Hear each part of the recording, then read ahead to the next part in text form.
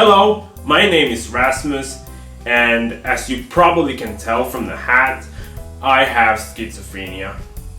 And this is my friend Cucumber. Apparently Cucumber wants me to kill everyone. No, that's a joke. Schizophrenics are usually not violent. They might, however, carry on conversations with vegetables, and the tinfoil hat is so that the government can't read my mind. I'm gonna take this off. Yes, I do suffer from schizophrenia, and today you're gonna hear me talk about it publicly like I never have before.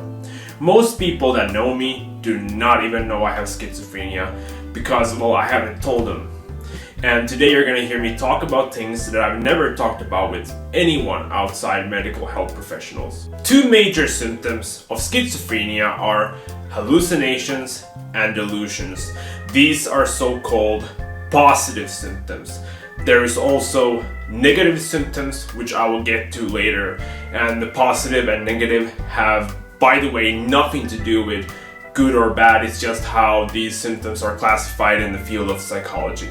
In this video, I'm going to talk about how these symptoms feel like to me. Not every case of schizophrenia is the same. Hallucinations and delusions are usually present during an episode of psychosis, but some schizophrenics experience them on a daily basis. For me, hallucinations means hearing voices. I know some people hear the voices from outside their heads, but I hear the voices inside my head. Most people have something known as an inner narrative, where they hear their own thoughts in the form of speech inside their heads. My auditory hallucinations are actually very similar to that. The only difference really is that I can't control them, and they're not always my own voice. They can be, but they're not always my own voice. Sometimes I hear voices of other people. Usually they sound like people that I know. But sometimes I hear voices of celebrities inside of my head. I have actually heard Eminem's voice inside my head on multiple occasions, and that was pretty freaking weird.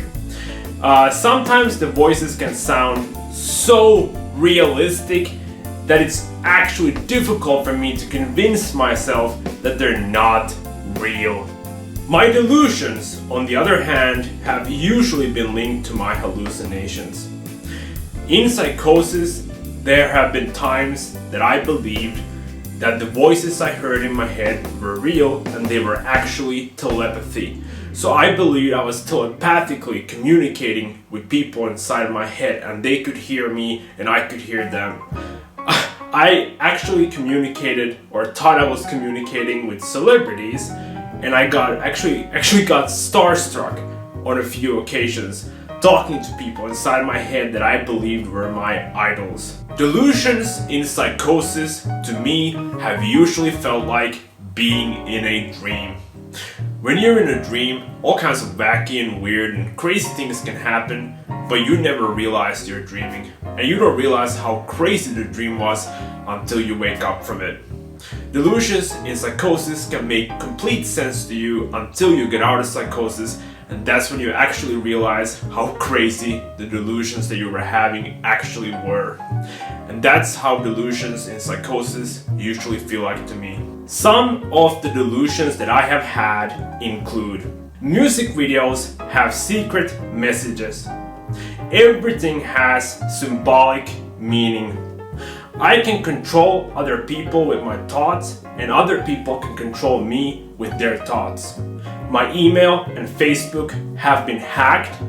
People are trying to steal my money, and the nurses at the mental hospital gave me the wrong medication.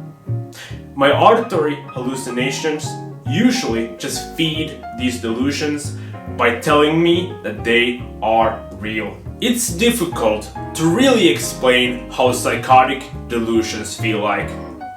Imagine being certain about something. Imagine being asked how old you are, and when you answer the question, someone tells you your answer is false. Are they crazy? Of course you know what your age is. Maybe they're not crazy. Maybe you're crazy. And that is how certain you may feel about a delusion when you're in psychosis. And just like in a dream, your mind will bend and change your perception of reality to fit that delusion. And then your auditory hallucinations just reinforce that delusion by telling you it's actually real. And now we're going to talk about the negative symptoms. The negative symptoms include a lack of interest in the world, social withdrawal, an inability to feel pleasure, and a lack of motivation. For me, social withdrawal is definitely a symptom. I don't have much interest in socializing with friends, and I have very little interest in making new friends, even if I have the opportunity. Some schizophrenics have problems with hygiene and taking care of themselves.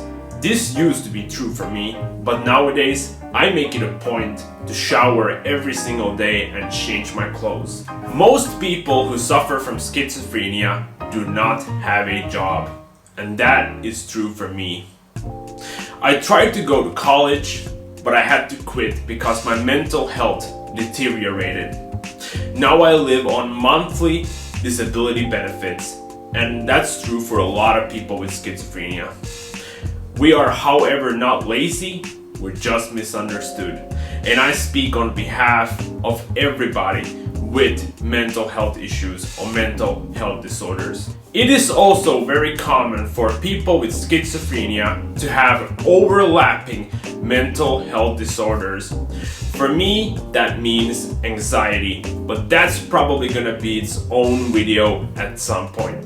Thanks to the medication that I take, I now have very few delusions, and I don't hear voices all day long like I did before I started taking medication.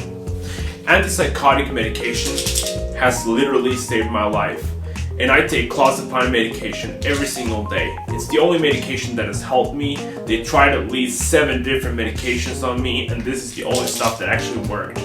I'm probably gonna be taking it for the rest of my life unless they suddenly find a cure for schizophrenia, which I don't think they will, but maybe they will, who knows, whatever. I'm taking this stuff though, it saved my freaking life. Apparently, the cure is to eat cucumbers. I'm sorry, buddy.